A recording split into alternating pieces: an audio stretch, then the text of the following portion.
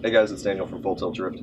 I've got to wash a couple cars in my driveway today, and I figured it would be a great opportunity to give you a look at a foam gun versus a pressure washer with a foam cannon. So if you're like me, you don't have a pressure washer. This one's on loan from a friend so that I can do this video, but usually I use the foam gun, and I have no problem with it. I already have a video reviewing the foam gun, so if you want to go check that out, I'll link it for you below. It costs 20 bucks online, and it does a great job for what it is. Today we're just going to compare how much foam one of these can output compared to the industry standard foam cannon.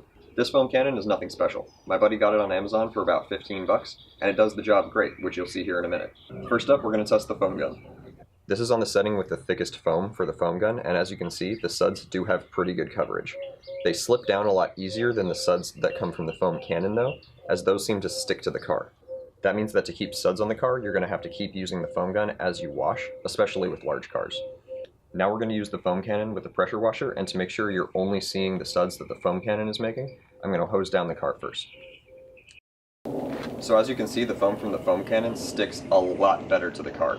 This is good because you don't have to keep re-foaming the car like with the foam gun as you wash to keep suds on it. These suds will cling to the car for a lot longer as you wash, and if you're washing in the sun like I am, that's really important.